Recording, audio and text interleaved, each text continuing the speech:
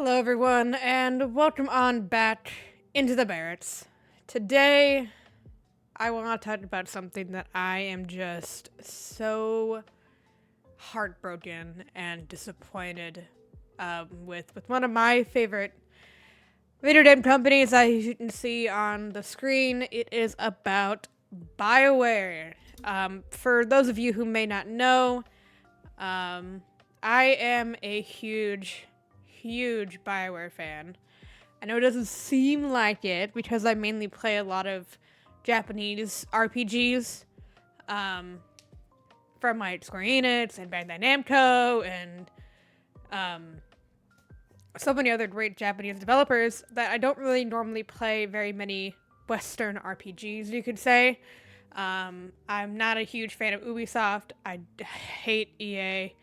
And Blizzard has been very hit and miss. And I'm also just not a big Rockstar fan with like Grand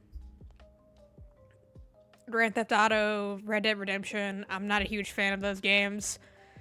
I'm a more of a story-focused person, if you couldn't tell by the channel. I like a good story, I like a good RPG. And Bioware was one of my favorites. I've played every single Bioware game. I didn't play Baldur's Gate 1 and 2. I still haven't. Obviously, Baldur's Gate 3 is made by Larian Studios, so a whole different studio entirely has been making Baldur's Gate. But I played the absolute living shit out of Dragon Age Origins. I loved Awakening. Dragon Age 2 I personally liked it. I know that one's like a hit and miss. Inquisition was phenomenal. I'm of course looking forward to Dreadwolf, which we were talking about. And I'm also a huge Mass Effect fan as well. I played 1, 2, and 3. I think I played 1. I played 1 on my PC, but I hated it. Getting through Mass Effect 1 after playing like 2 and 3 was rough. I think I started off with 2 and 3. I might have done 1, 2, and 3, but getting through 1 was a rough period when I was playing up my PC. It was janky, even with the Legendary Edition. It's still janky, and I still am not a huge fan of it. And then of course I love 2 and 3, and Andromeda was for me. It wasn't awful. I didn't hate it, but it wasn't great. So it wasn't awful, but it wasn't great. And I also did play for a good while in my high school years. I did play SWTOR. I loved SWTOR. It was I got to make my own Jedi Sith, and I actually enjoyed mostly the Gunslinger. That was my favorite class to play in SWTOR, was Gunslinger. But I played all of them because I wanted to experience all of their stories. And I have to admit, I did have 2 favorites. It was Gunslinger, and it was the Empire side of it too. With the agent, I think it's something agent, Imperial agent. That's something agent, Imperial agent. I can think. But recently we have learned news that SWTOR has gone to a different development team, and I think they're on like a lighter development cycle. So who knows when they will ever get a major content update, which is unfortunate for people who still play SWTOR if they don't get another content update for a good while. And of course, over the years of Dreadwolf's development, we have heard so many different things that has worried me as a fan, and have been looking forward to Dreadwolf ever since the ending of Inquisition and the DLC that led into or leads into Dreadwolf setting up Solus as the main villain for the game. And we're going to Tevinter to get help to defeat Solus, because now he's becoming a bigger threat. For a while, we've tried to figure out where in the world, like for me at least, I've been trying to figure out what's bigger threat than Darkspawn, right? You can't have a Blight. It would be the same game every time if we just did a Blight every some odd years. And doing this way is interesting, especially how they were pulling in a lot of the like older mythology gods, and of course Solus still being around. So you had the setup, and I was hoping until this statement came out and the news broke that Bioware laid off 50 employees, 50 roles at least. Who knows how many employees, but approximately 50 roles at Bioware. So let's go ahead and go through this statement, and also we have some more insight on some of those some of the roles that were eliminated at Bioware, from a former Bioware bigwig, David Geider, who went on to his own development studio. So let's just go ahead and read it, shall we? Today, rather than discuss one of our upcoming projects, which we haven't heard about since Dragon Age Day of last year, and didn't get much of, I had to share an update about the studio itself and outline our vision for Bioware's future. In order to meet the needs of our upcoming projects, we only have two. Continue to hold ourselves to the highest standard of quality. We all know how Anthem went. And ensure Bioware can continue to thrive in an industry that's rapidly evolving, we must shift towards a more agile, more focused studio. Sure, cutting roles is a way to do that, don't you think? It will allow our developers to iterate quickly, unlock more creativity, and form a clear vision of what we're building before development ramps up. Okay. Sure. To achieve this, we find ourselves in a position where change is not only necessary, but unavoidable. As difficult as it is to say, rethinking our approach to development inevitably means recognizing our team to match the studio's changing needs. So let's make them smaller. As part of the transition, we are eliminating approximately 50 roles at Bioware. Great idea. Let's make our development teams much more smaller to make it more effective. This makes a whole lot of sense. It doesn't. This is deeply painful and humbling to write. Sure. We're doing everything we can to ensure the process is handled with empathy, respect, and clear communication. Probably a lot of them only found out today. With that last point in mind, I want to take a moment to explain how we got here and what we're doing to support our colleagues and what this means for Bioware's current and future games.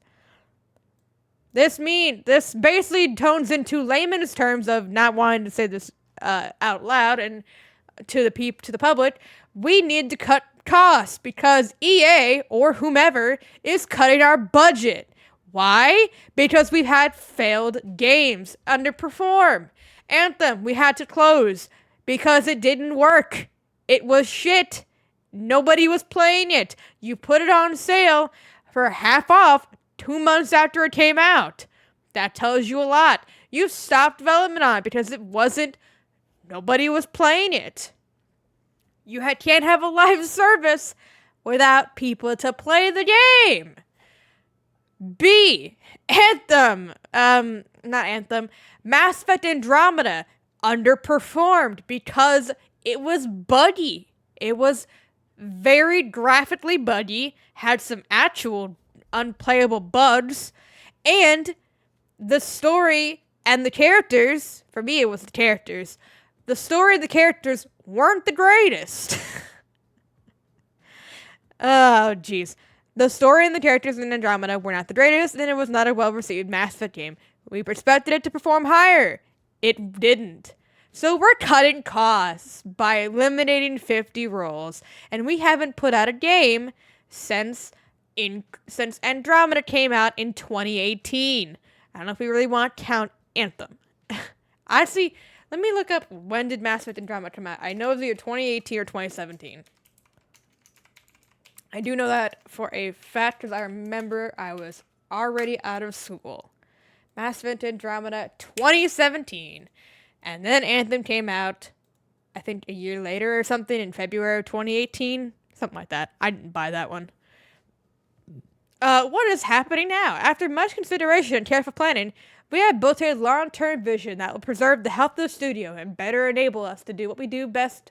Create exceptional, story-driven single-player experiences filled with vast worlds and rich characters. You didn't do it in Andromeda, because they did not have vast worlds and didn't have rich characters. No. To me, especially, this is a more promising statement, at least saying that they are going away, because I remember reading an article where at one point in development, they scrapped the OG Dreadwolf, concept and gameplay of it and had to implement some sort of like live service thing that EA wanted.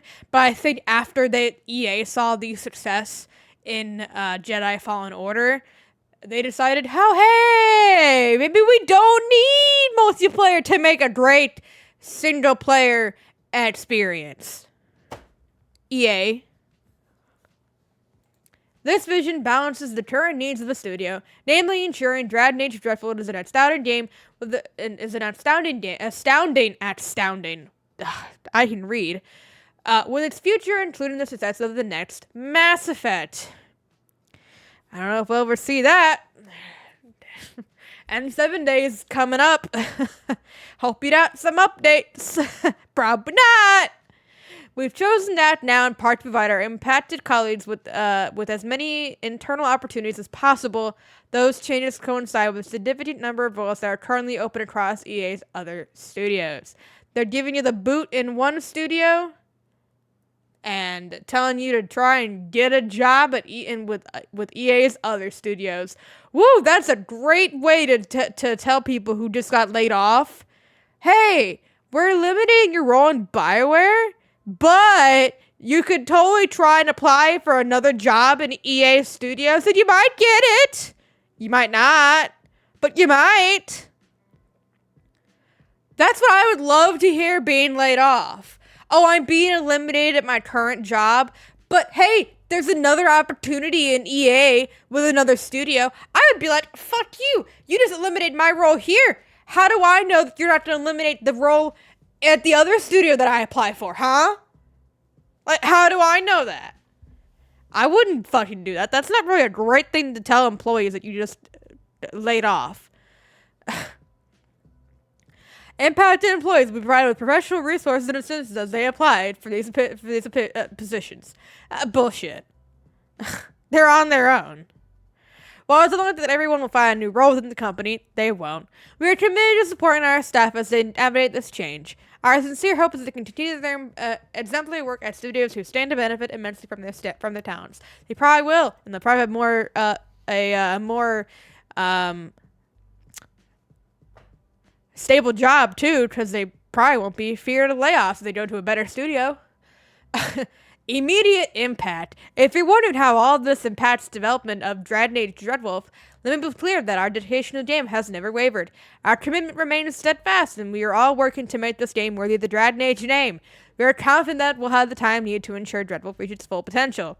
So I was watching Yon Ya's video, and he was saying that there was an article that put out around this when this statement was released, that Dragon Age Dreadwolf has had many different internal release dates, and it just never made it to public. Probably smart. One of their internal release dates was for September 2023. Obviously, it's September 2023, and that ain't happening. And then I've also heard Dreadwolf was supposed to be coming out, or internally it was supposed to be coming out early summer of 2024. I don't see that happening now either. We haven't even gotten an official trailer. We've had teasers. We had 2 fucking teasers and saying we're working on it. But for so long, nothing. Silence. Not since the last Dragon Age day, but we just got a narration trailer. And it was like an in-game cinematic of Varric narrating what happened, which we already know. Like, we already know what he did. We already know what Solus did. Like, that was such... It was cool to see it at the time, but like, now you think about it, it's just like, who gives a shit? We already know what Solus did. We're trying to figure out what he's going to do. Like, you don't need to release a fucking trailer or a teaser with an in-game cinematic of Barrett narrating, pretty much, of something we already know. Like, that's so boring. That was such a letdown of a teaser, come to think of it. So, what comes next? Oh, sorry, I skipped the paragraph because I'm so tired of this bullshit excuse of a statement. I can also tell you that every member of our team, even those departing Bioware, deserves credit for crafting a spectacular experience. Me and those people laid off are going to be in the credits. Good, they deserve that. These are our colleagues and friends, and we would not be here without them. I am so proud of all the work our team has done. So, what comes next? Well, this is an extremely difficult day for everyone at Bioware. We are making changes now to build a brighter future. We're excited for all of you to see what we've been building with Dreadwolf. A core veteran team led by Mike Gamble continued their pre-production work on the next Mass Effect. Our commitment to quality continues to be our North Star. I'm wondering what they're going to do for N7 Day this year, because I don't think they're going to do anything for Mass Effect, or when it regards the next Mass Effect game, because they are still in pre-production. They haven't even started full development on it. Because they're probably helping the Dreadwolf team. As cliche as it sounds, there truly is never a good time to enact changes like this. But we trust that we have the right leaders and team in place with vision, passion, proven track records to deliver world-class Dragon Age and Mass Effect experiences that our fans love. We will come back to this in a minute. For now, I want to thank everyone at Bioware, past and present, for making the studio what it is, and y'all are turning into a shit show. I also want to thank our community for your continued support. You kind of lost me there, because I'm already gone. We're eager to reveal more about Dreadwolf, and we look forward to discovering what else the future holds. Gary McKay, General Manager at Bioware. So, as I said, well, we have the right leaders and team in place with vision, passion, proven track records. Well, proven track records, huh? Let's go to David Gator when he found out about this. And also decided to tweet out some of the people that were affected by this layoff. One of the first ones that I saw was about Mary Kirby. Now, I didn't know who she was until I read this tweet. I did not know, and I just went right back to the beginning of his whole entire Twitter. Play Stray Dogs. It's actually pretty fun. And then I scroll right past it. Mary Kirby is, according to David Gator, because he was a writer at Bioware for a while, Bioware laid off Varric's creator, Mistress of the Canary, writer of The Chant, who was there since Dragon Age's inception. How incredibly sad. I like what others say that any studio in need of a narrative piece should snap her up immediately. Mary's amazing. Full stop. So, they laid off Varric's fucking writer. The one who made Varric. So now, who knows how far she might have already written for Dreadwolf. Who knows if all of a sudden we'll have Varric be how Varric normally is and where he is with his character development. All of a sudden do a 180 or a change or be minorly different than what he normally is. Because I'm predicting that to happen at some point. Because who knows how far they've already written for Dreadwolf. And how far she was already written for Dreadwolf when it comes to certain characters, their lines, anything like that. Now she's gone. So Varric's creator, gone. The one who fucking made Varric. Who has now become a staple in the Dragon Age series. The person who made Varric is gone. The one who probably wrote for Varric, gone. You laid her off. Probably the most experienced writer on the team for Dragon Age, gone.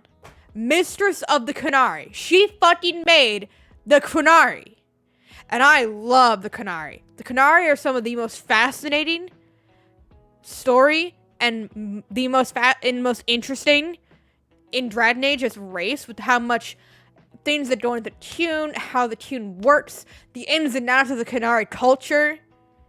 It's interesting. It is extremely interesting. Obviously, of course, it's more similar to an occult, but still, she made the Canary, and she's gone.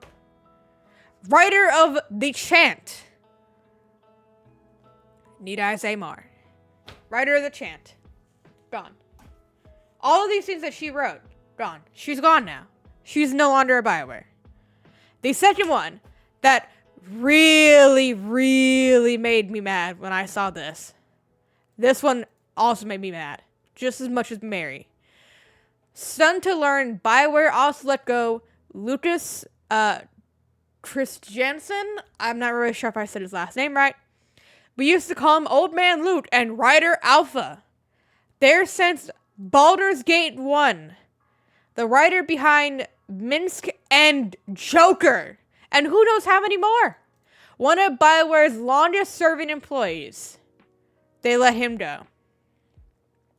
And then he seems to go on more that they were probably senior level folks. Senior level folks. Well, what does that mean? What does that mean? They were cost cutting the people that were probably making a decent amount of money. I'm not saying they're probably making great money, but they were probably on more of the higher paid end of the spectrum when it came to who was working at Bioware, and that those specific roles were the ones that were probably had the more higher pay because they were the more senior level staff. So much for saying the right leaders and team in place with vision, passion, and proven track record. You just lost 2. You've laid off 2 that had exactly that. They were leaders in place with vision, passion, and proven track records. And there was, of course, more. But those were 2 of the ones that I notably saw because those were the ones that wrote some of the most beloved characters. He also wrote Sarah. He apparently is the mastermind of Act 2 in Dragon Age 2, which is my personal favorite part of Dragon Age 2. I loved the part with Airshot, and he even wrote the showdown with Corypheus at Haven. The most epic part of fucking Inquisition. He wrote, and now he's gone.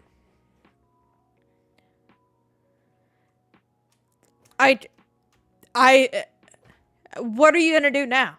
Do you have the writers in place to take over for those great moments, to make the writers that made those moments great, and now they're gone. So, what does this mean for me as a Bioware fan? Honestly, I'm probably not buying Dreadwolf day 1. This was going to be a day 1 purchase. Absolutely fucking for absolute. This was going to be a day 1 purchase. If they had a collector's edition for Dreadwolf, I probably would have fucking bought it. Because I was so hyped for this game. So incredibly hyped for this fucking game. I think this would be the greatest stories that Bioware would have ever told in Dreadwolf, because they had everything set up. You had a fantastic villain who has motive. He is a deadly villain with motive. Not just like the Blight. This is a deadly fucking villain with motive. Corypheus was deadly too in his own ways when he had the orb and everything that happened in Inquisition. Yes, he was just as deadly, but Solus is a fucking god. He is an elven god who has immense power. You have the deadliest threat to the world of Thedas set up and ready to go. This is where everybody has to come together.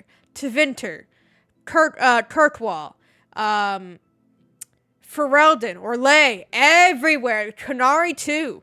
Everywhere needs to come together. Antiva, the Free March, everywhere needs to come together to face and take down Solus. You had everything set up. We are going to Tevinter. We've never seen Tevinter. We've heard stories from people. We've seen how Tevinter has been implied in so many different perspectives. We've seen how the Chantry views them. We see how the Canary view them. We've seen how elves view them. We've seen how actual slaves from Tevinter have viewed it. And then we've also seen it on the flip side from Dorian, who lives in Tevinter, whose family is part of the Tevinter Magisterium. We now need to see for ourselves as the players what Tevinter's actually like. We've also even seen Tevinter in the medium of the Netflix series. Like, we've seen it in so many different aspects. And now we finally get to see it for ourselves. That was the part that I was also hyped for. It was, not only was it how are we going to take down Solus, but I wanted to see Tevinter. I want to see Tevinter. I want to see it for my own eyes. I want to judge for myself. Is this as bad as everyone says it is? Or is it not as bad as Dorian even lets it out to be when you asked him those types of questions in Inquisition? You, as the player, you have to figure that out for yourself. And for me now, with how this all looks and how much of a development hell this game has been in since the ending of Inquisition, I don't know. I don't think I'm going to be buying this day one for damn sure. I think I'm going to wait for the reviews to come out. I think I'm going to wait for people to see if this game is actually worth a damn. I want to see if the story is worth a damn. And I probably won't even buy the collector's edition. I was going to pre-order the physical collector's edition for Dreadwolf if they were going to have one. I was going to pre-order one the moment it released. But now, with how this is going and how they claim to say it won't affect the game, it will. I guarantee it'll probably push back maybe another year. I don't see this game come out in 2025. And then if Dreadwolf doesn't even succeed, because people are so hesitant about this, especially with the layoffs, especially with the articles of development hell that they've been going through, if this doesn't do well, I predict that depending on how well or how poorly they want Dreadwolf to do and what it actually becomes and how well it actually does or doesn't, I have a funny feeling that Bioware... Alright. 10 minutes with my camera just fell on me. Anyway, what I was saying before my camera decided to fall on me was the fact that everything it's gone through, the layoffs, the different changes in leads, old heads at Bioware leaving, I personally, I'm not buying this game day one. I'm going to wait for reviews. I'm going to wait to see how it is. I'm going to even probably watch streams to see if it's actually going to be a good Dragon Age game. We don't need the same thing to happen in Dragon Age 2. We all remember what happened with Dragon Age 2. Dragon Age 2 was half and half received. Some people didn't like it because of how the story was. We did find out that Act 3 was definitely rushed. And the last parts of Dragon Age 2's development was rushed to release. So Act 3's story wasn't as good as, say, Act 2 or Act 1, especially Act 2. I think Dragon Age 2, for me, definitely heightened at Act 2 with the era shock. We don't need a repeat of Dragon Age 2. We want a good game from start to finish. A finished game, not a rushed game either. So, but I think if this doesn't do well, I predict Bioware is going to be no more before even the next Mass Effect game. I think if Dreadwolf doesn't do well, I don't think Mass Effect will have as much hopes from the fans. For me, they've already lost me. I'm now a hesitant fan and a hesitant purchase at all for Dreadwolf. Until I see the reviews, until I see how the story is and hear how the story is, I'm not buying this day one. That purchase is gone. I hope this won't be the end for Bioware. I don't hope it. I loved Bioware. I still do. I still love their games. I still love Dragon Age. I still love Mass Effect. I'm doing a Mass Effect Renegade playthrough of the Legendary Edition right now. And we're doing a complete Mass Effect series playthrough, including Andromeda. Because I never did do Andromeda on Insanity mode. So, that is what I'm doing on my Twitch channel. If you guys want to follow that and watch that, the link will be down in the description below. But I'm hesitant. I really am. I'm really hesitant about this game. I'm worried. I wanted this game to be great. I wanted this game. I was so hyped for this game. I was so ready for Dreadwolf. I've been ready since the end of Inquisition. I've been ready since the end of Inquisition. And since they released the final DLC for Inquisition 2, I've been ready. But it was a waiting game. And it sucks. It sucks seeing this as a fan. It really does. And it pains me as a fan of Bioware. They've already lost SWTOR, which I have my own opinions of how that game has gone lately. But